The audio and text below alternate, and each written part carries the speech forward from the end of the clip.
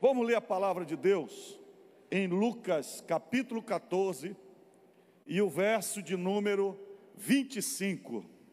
Diz a palavra do Senhor: grandes multidões acompanhavam Jesus, e ele, voltando-se, lhes disse: se alguém vem a mim e não me ama mais do que ama o seu pai, a sua mãe, a sua mulher, os seus filhos, os seus irmãos, as suas irmãs e até a sua própria vida, não pode ser meu discípulo. Verso 27. E quem não tomar a sua própria cruz e vier após mim, não pode ser meu discípulo. Verso 28. Pois qual de vocês, pretendendo construir uma torre, não se assenta primeiro para calcular a despesa e verificar se tem os meios para construir, para não acontecer que, tendo lançado os alicerces e não podendo terminar a construção, todos os que a virem zombem dele, dizendo: este homem começou a construir e não pôde acabar. Verso 31. O qual é o rei que, indo para combater outro rei, não se assenta primeiro para calcular se com 10.000 homens poderá enfrentar o que vem contra ele com 20.000? Caso contrário, estando o outro ainda longe, envia-lhe uma embaixada pedindo condições de paz. Assim, pois, qualquer um de vocês que não renuncia a tudo o que tem, não pode ser meu discípulo. Repita comigo o verso 33. Assim,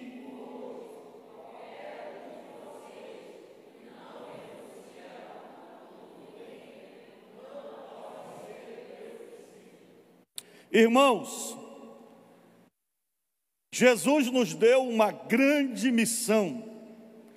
A missão: ide e fazei discípulos de todas as nações. E essa ordem é para todos os discípulos de Cristo, indistintamente, em todos os tempos, em todos os lugares. É a missão para todos nós, para mim, para você.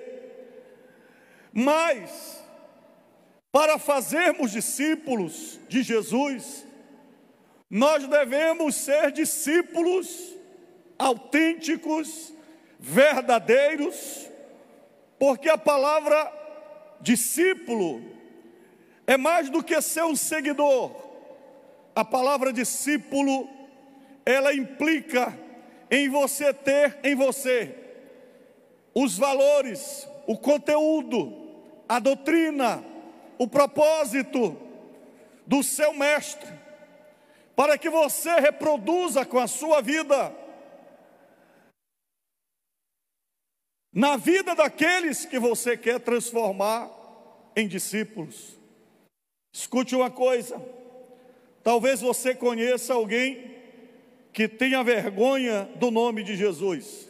Esse não pode fazer outro discípulo. Talvez alguém que goste de Jesus, de falar no nome de Jesus, mas não esteja disposto a realmente se tornar um verdadeiro discípulo que expresse a imagem dele na vida pessoal, na vida familiar, na vida social, em todas as horas, em todas as áreas da sua vida.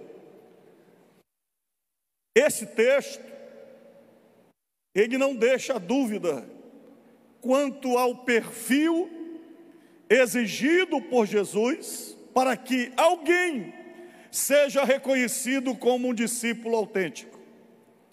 E o interessante é que o texto começa assim no verso 25: grandes multidões acompanhavam Jesus. O texto chama a atenção que Jesus não está preocupado com multidão. Ele quer discípulos. Ele quer pessoas que o sigam para viver a vida que ele realmente quer compartilhar. E aquelas multidões que seguiam Jesus, o seguiam porque viram seus milagres, viram seus prodígios e começaram a segui-lo. E quando Jesus percebeu que o caminhar, que o olhar, que as atitudes destas multidões não correspondiam ao perfil do discípulo que ele desejava na vida delas, diz o texto, e ele, voltando-se, lhes disse. O que é que Jesus diz? Jesus, ele fala de alguns perfis, de algumas características que ele espera de pessoas que são seus discípulos autênticos e discípulos verdadeiros. Número 1, o discípulo autêntico de Cristo tem amor supremo, inigualável por Deus.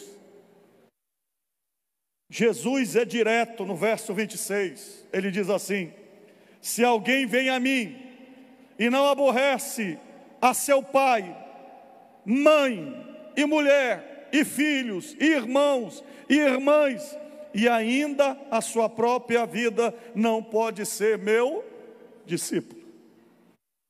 O amor por Deus é incondicional. Jesus, ele declarou: amarás o Senhor teu Deus de todo o teu coração, de toda a tua alma, com toda a tua força, com todo o teu entendimento. Isto é, o teu corpo, a tua alma, o teu espírito devem ser íntegros, 100% num amor dedicado a Deus. O amor maior do que outro relacionamento. E quando fala em aborrecer pai, aborrecer mãe, o sentido aqui é que o amor por Jesus está priorizado acima de qualquer outro tipo de sentimento que você tenha por qualquer pessoa aqui nesta terra.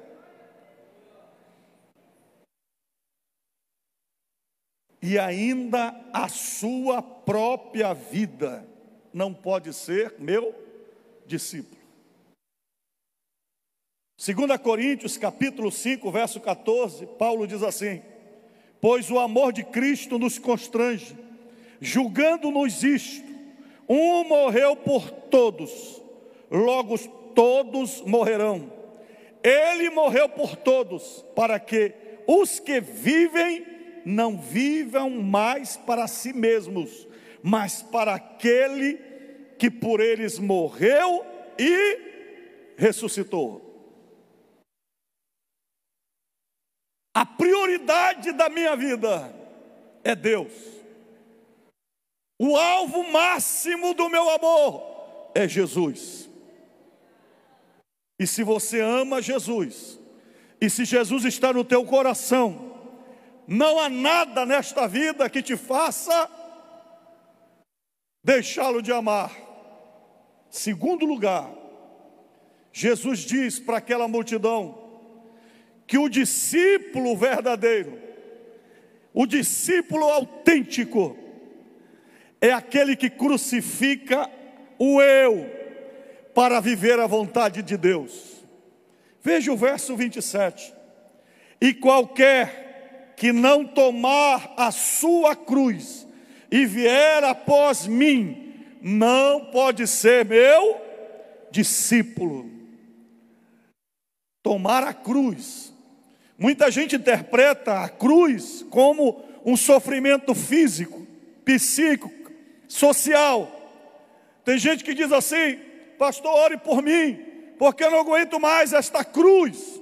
E a cruz é o marido, a cruz é a sogra, a cruz é um filho problemático, a cruz é um emprego que ele não gosta. Estou carregando essa cruz, não aguento mais esta cruz. Uma perseguição, uma infâmia, uma calúnia. Mas Jesus aqui não está falando desta cruz. Cruz aqui tem a ver com abnegação.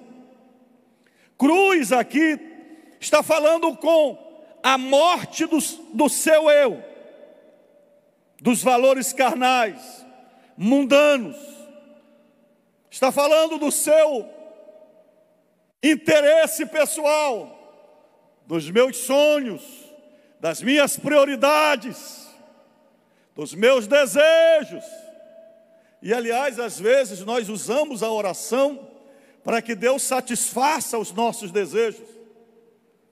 A gente ora, jejua, não para se submeter à vontade de Deus, mas a gente ora, faz campanha de oração e jejum para que Deus atenda ao nosso pedido. E muitas vezes pedidos interesseiros, exclusivamente interesseiros. Gálatas capítulo 2, versos 19 e 20, Paulo diz assim: porque eu, mediante a própria lei, morri para a lei, a fim de viver para Deus. Estou crucificado com Cristo.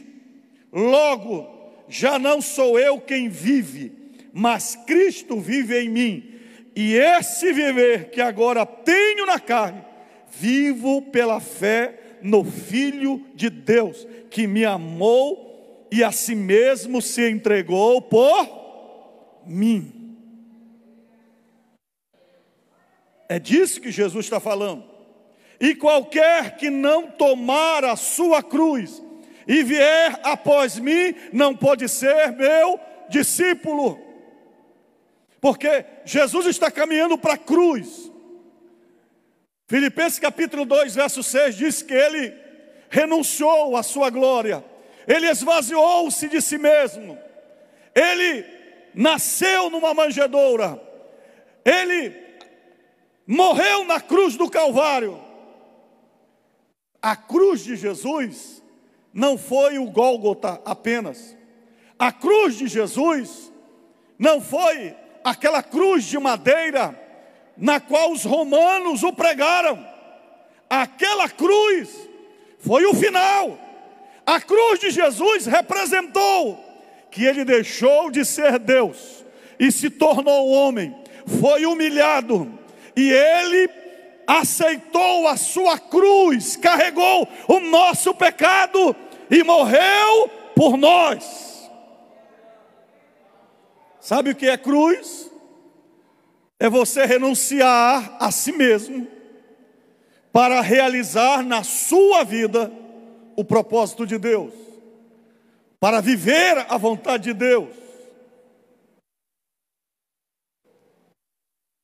O texto do Salmo 37 diz assim: agrada-te do Senhor, e Ele satisfará os desejos do teu coração. Mas nós queremos inverter.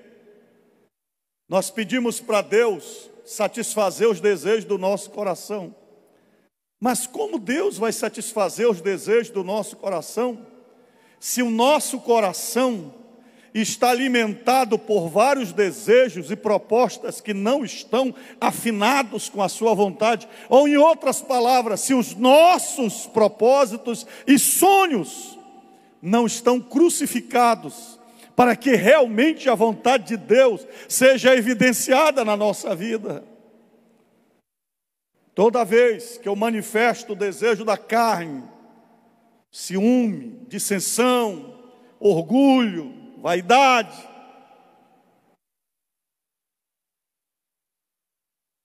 inveja, presunção, é a minha carne saltando, é a minha carne pulando. Toda vez que eu não consigo renunciar determinadas coisas na minha vida que eu quero, mas que são contra a palavra de Deus, é a minha carne falando. E Jesus está dizendo: qualquer que não está disposto a tomar a sua cruz, isto é, renunciar à sua vida. Romanos capítulo 12, verso 1 diz: rogo-vos, irmãos, pela compaixão de Deus, que apresenteis os vossos corpos como sacrifício vivo, santo e agradável a Deus, que é o vosso culto racional. Paulo está fazendo uma comparação, porque na antiga aliança, o bode, o carneiro, a ovelha, ela era morta e levada para o altar. Paulo está dizendo, nós somos o sacrifício vivo, nós com as nossas próprias pernas, nós temos que subir no altar, nós temos que nos colocar diante de Deus e dizer, Deus, eu aceito uma vida de renúncia. Eu poderia ter outros homens, eu poderia doar meu corpo, eu poderia aproveitar os prazeres do mundo, eu poderia aproveitar uma vida de poder, de vaidade, mas eu aceitei a cruz, a renúncia do mundo, da carne, para fazer a tua vontade. Quem está entendendo?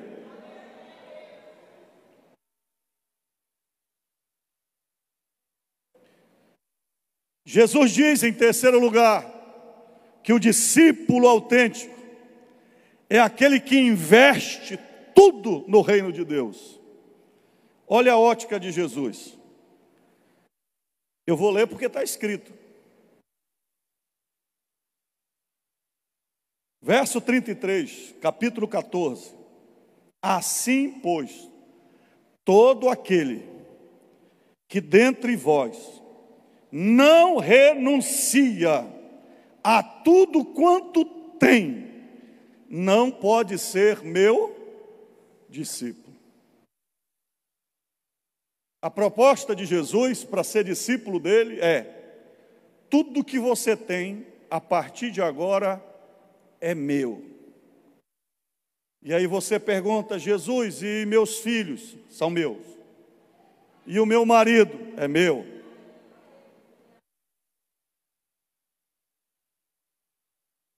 E como é que eu vou me sustentar? Ah, tu tem sustento? É meu.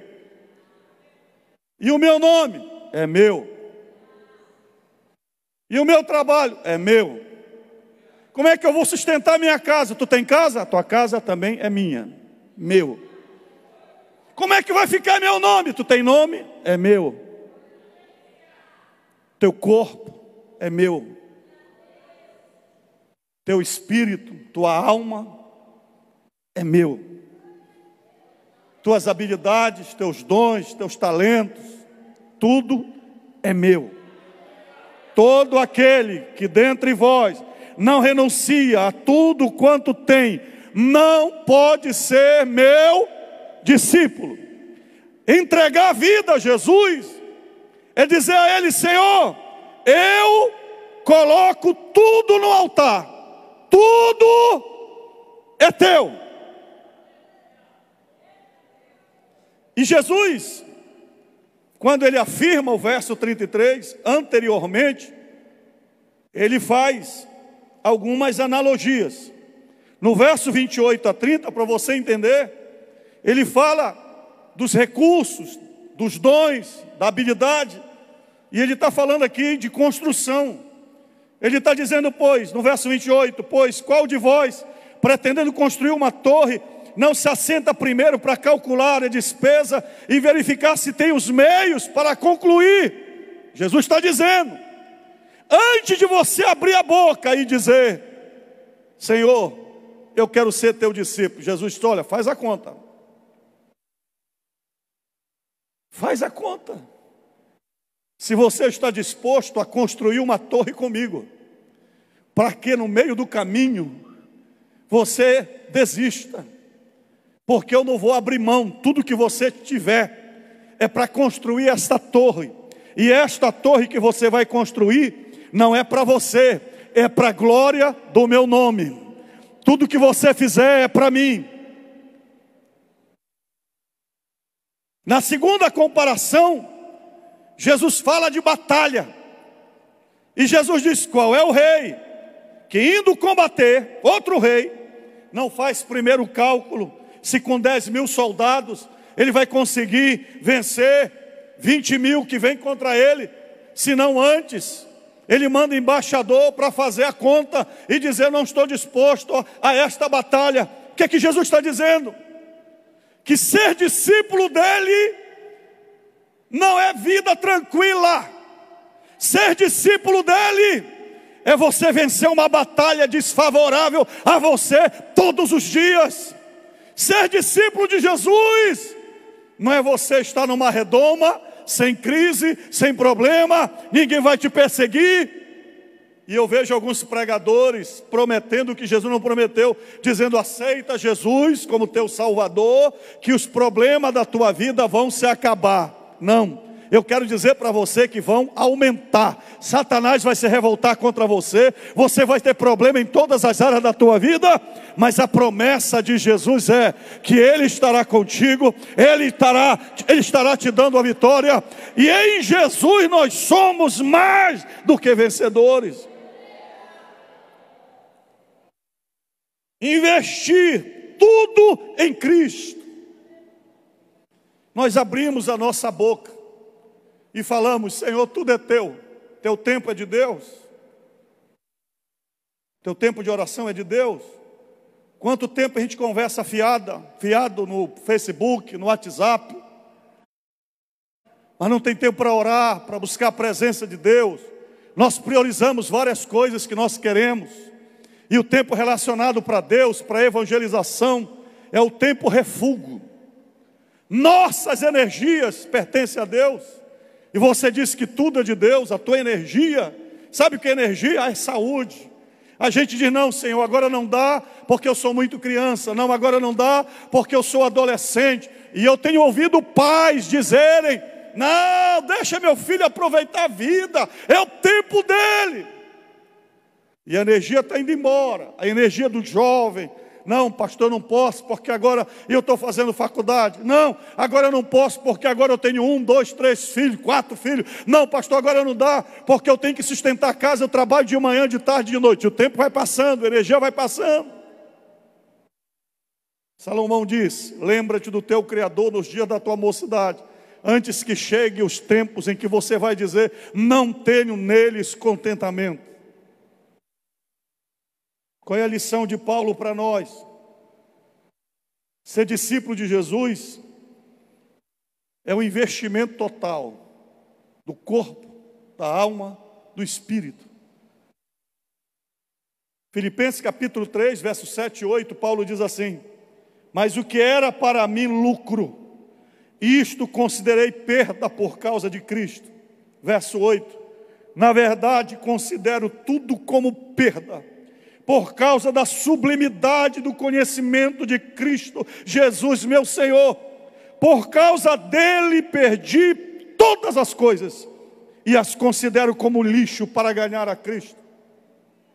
Não faz muito tempo eu estava conversando com um obreiro aqui do nosso ministério, e ele disse para mim: pastor, eu quero ter sucesso.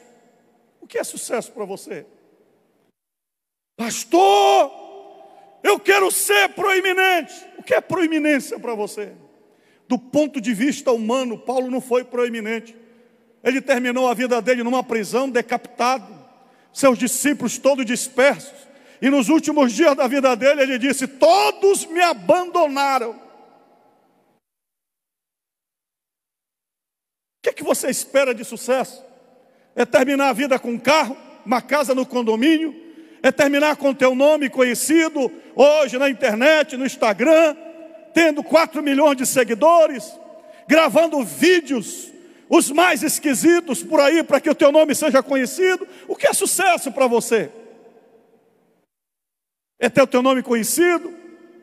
É ganhar 100 milhões ou sei lá por mês? O que é sucesso para você? Eu vou dizer o que é sucesso para você, do ponto de vista de Deus. Sucesso é você terminar a tua vida tendo a certeza que tudo que você tem é de Deus, e você é a imagem e a semelhança de Deus, e os teus dons e talentos, a tua força física, até o último fôlego de vida, lá na cama ou em qualquer lugar, que você possa dizer: Senhor, o último ar do meu pulmão, eu vou dar glória ao teu nome, glórias ao teu nome, porque fiz isso na minha vida, fiz isso com as minhas ofertas, fiz isso com o meu patrimônio, fiz isso com meus dons e talentos. 1 Coríntios, capítulo 9, 22, 23. Paulo dizendo: fiz-me fraco para com os fracos, com o fim de ganhar os fracos. Fiz-me de tudo para com todos, com o fim de, por todos os modos, salvar alguns. Olha o verso 23. Tudo faço, repita comigo, por causa do Evangelho, com o fim de me tornar cooperador dele, cooperador com ele. Eu tenho perguntado para Deus, eu estou com 54 anos de vida. A minha pergunta para Deus: se eu poderia ter feito mais, se eu poderia ter salvado mais alguém, se eu poderia ter investido mais no reino de Deus, com os meus recursos, com o meu talento, porque a saúde já não é mais a mesma. O que é que você está fazendo para Deus? O tempo está passando. Você sabia que o dom mais precioso que Deus te deu é o tempo? Tempo não volta atrás, você não recupera tempo. Quarto lugar, Paulo diz que o discípulo autêntico é aquele que persevera na palavra de Deus. Eu quero que você leia o capítulo 8 de João e o verso 31. Jesus disse, pois, Jesus aos judeus que haviam crido nele: se vós permanecerdes na minha palavra, sois verdadeiramente meus discípulos. O discípulo é aquele que aprende, que crê, que obedece tudo que o seu mestre manda e ensina. Capítulo 15, verso 10, Jesus disse: se guardardes os meus mandamentos, permanecereis no meu amor, assim como também eu tenho guardado os mandamentos de meu Pai, e no seu amor permaneço. No capítulo 15, verso 14, Jesus disse, de João: vós sois meus amigos, se fazeis o que eu vos mando. E o que eu acho interessante é que em Mateus capítulo 28, verso 19 a 20, no processo de fazer discípulos, o discipulado autêntico não é aquele que diminui a palavra para agradar os ouvidos e para encaixar mais pessoas. Nós não temos o direito de facilitar ou diminuir ou alargar a porta para dizer: Jesus precisa de mais discípulos, de mais gente. Irmão, Jesus não está preocupado com a multidão, Ele quer discípulos verdadeiros.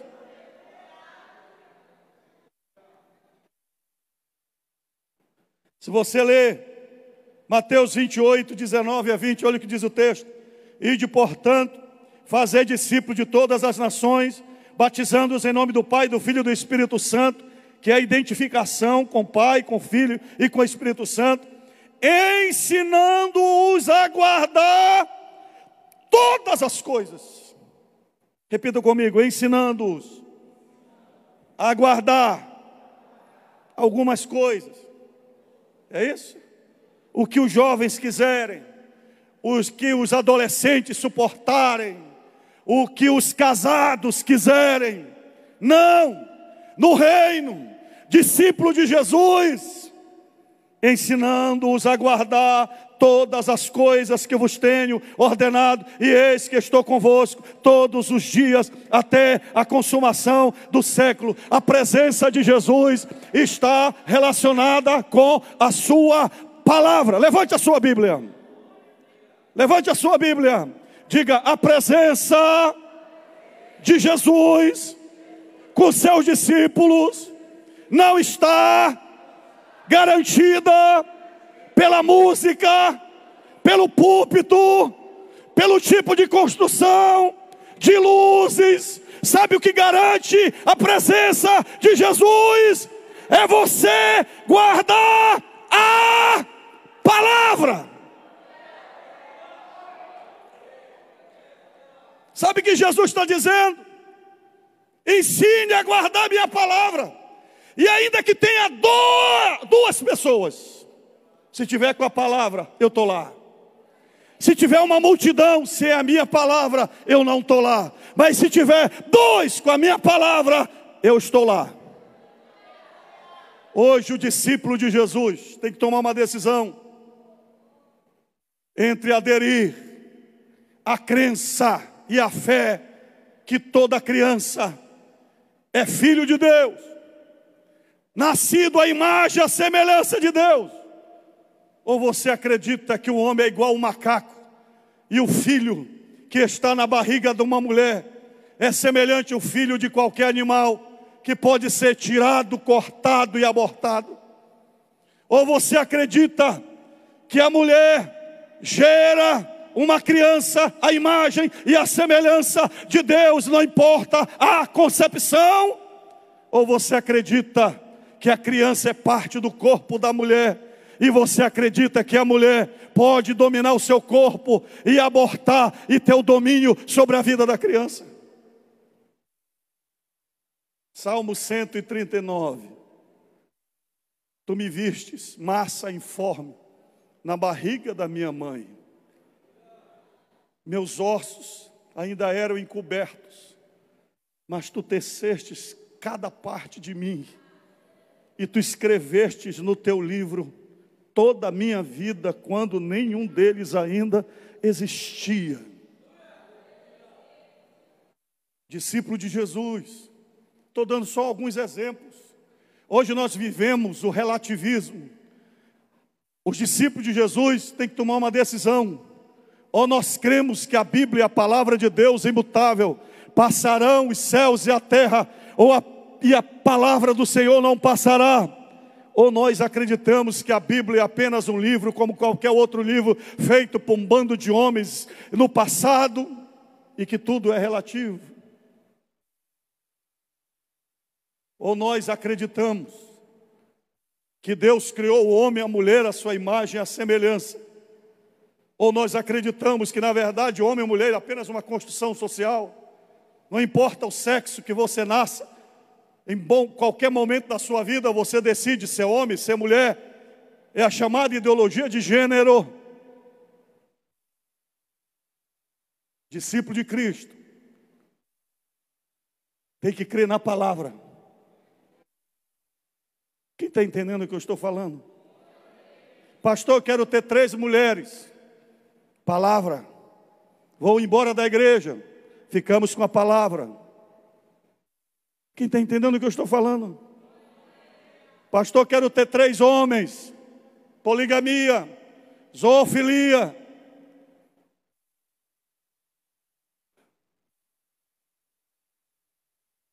Palavra. Discípulo de Cristo. 2 Timóteo capítulo 2, verso 2, Paulo diz a Timóteo: o que de minha parte ouviste, através de muitas testemunhas, isso mesmo transmite a homens fiéis e também idôneos para instruir a outros. E eu quero terminar lendo capítulo 15, verso 8 de João. Jesus diz: nisto é glorificado meu Pai, em que deis muito fruto, e assim vos tornareis meus discípulos. Repita comigo: o discípulo autêntico de Cristo produz frutos, produz discípulos, é fértil, é produtivo, é ativo. Somente uma vida de frutos pode ser autêntica e ser identificada como discípulo de Cristo. E assim vos tornareis meus discípulos. Como é que eu posso ser discípulo de Cristo? Se a minha vida é uma vergonha em casa, é uma vergonha na escola, é uma vergonha no trabalho. é uma vergonha na universidade. Jesus deu exemplo de viver para a glória de Deus. João 4,34, ele disse: a minha comida consiste em fazer a vontade daquele que me enviou e realizar a sua obra. Queridos, se a igreja não pregar o evangelho, ninguém mais vai pregar. Se a igreja não fazer a parte, a missão dela, de adorar a Deus, de manter a comunhão, de evangelizar e discipular, de servir ao próximo, ninguém vai fazer. João capítulo 17, verso 4, Jesus disse: eu te glorifiquei na terra, consumando a obra que me confiastes para fazer. E o que eu acho interessante é que na última reunião com os discípulos, isso está lá na oração sacerdotal, Jesus olha para aqueles discípulos apavorados. Um, ele sabia que ia traí-lo. Um outro, ele sabia que ia negá-lo. Na verdade, todos, ele sabia que todos iam abandoná-lo e fugir da cruz.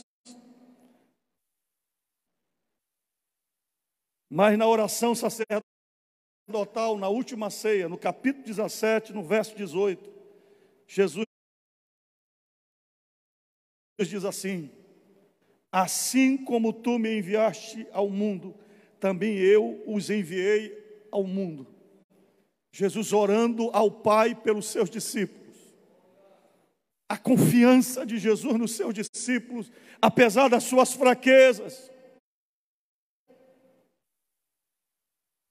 Em Mateus capítulo 5, verso 16, Jesus olha para os seus discípulos e diz: assim brilhe também a vossa luz diante dos homens, para que vejam as vossas obras e glorifiquem ao vosso Pai que está nos céus.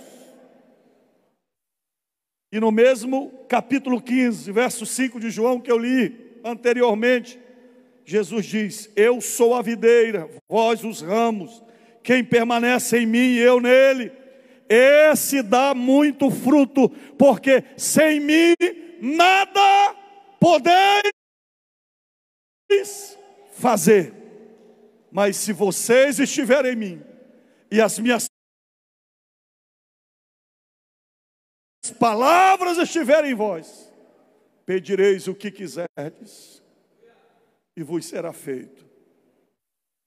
Eu queria que você fechasse seus olhos, onde você está, ou aqui na igreja, no templo, ou na sua casa, em qualquer lugar, assistindo pelas mídias sociais. Feche os seus olhos. Eu quero orar por você.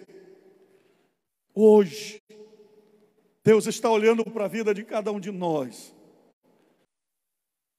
Jesus está olhando para as multidões, mas Ele continua olhando para os seus discípulos. E Ele está dizendo: você quer ser meu discípulo? Jesus está vindo para arrebatar a sua igreja, para buscar o seu povo. Eu quero orar pela sua vida, orar pela sua família, orar pelo seu lar, orar pelos dons que você tem consagrado a Deus. Eu quero orar pelo seu futuro, pelo propósito, porque a partir de hoje você tem a decisão de sair do meio da multidão e viver uma vida diferente para Deus, e dizer: Senhor, eu me entrego 100% a Ti, eu me consagro a Ti, eu Te aceito como Senhor e Salvador da minha vida. E Jesus hoje, Ele vai te receber como discípulo, e Jesus hoje, Ele vai te encher com o poder do Espírito Santo, e Jesus hoje, Ele vai te lavar com o seu sangue, e Jesus hoje, Ele vai tirar essa veste de luto, e Jesus hoje vai mudar o teu coração, e Ele vai limpar a tua alma, e Ele vai transformar o teu ser. E eu profetizo em nome de Jesus, que você vai se levantar, vai ser usado por Deus, e você vai brilhar. Em nome de Jesus, eu quero orar por você. Se esta mensagem foi para você, diga: Senhor, eu quero ser discípulo autêntico, discípulo verdadeiro.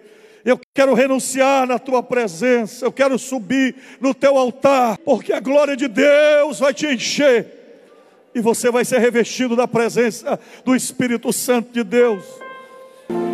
Pai, pelo poder do teu nome, eu oro em favor de todas as pessoas que estão nas suas casas, apartamentos, onde quer que essa mensagem está chegando, Senhor.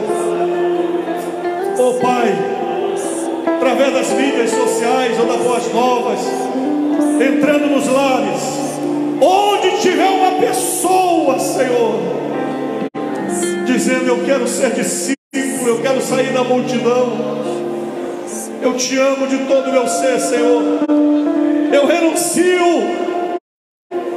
a minha vida para viver a tua vida, eu pego a minha cruz, Senhor, coloco nos ombros, eu quero crucificar a minha carne, Senhor, para viver a nova vida contigo, Senhor. O meu ser, o meu corpo, a minha alma, tudo que eu tenho, Senhor, eu quero entregar em tuas mãos, Senhor. Vive a tua vida em mim, Senhor. Nasce dentro de mim, me dá um novo coração, me dá um novo propósito, me dá, Senhor, um novo ideal. Eu quero viver a tua vida, Senhor. Eu quero dar frutos para ti, Senhor. Eu oro por esta pessoa, Senhor, que está arrependida até os pés. Perdoa os seus pecados, perdoa os seus erros, limpa o seu coração, Senhor. Escreve seu nome no livro da vida, meu Pai. E eu profetizo, meu Deus, que agora, selado pelo teu Espírito, cheia da tua presença, Senhor, ela vai se levantar cheia da tua autoridade, Senhor, para brilhar, para dar frutos, para fazer a tua vontade.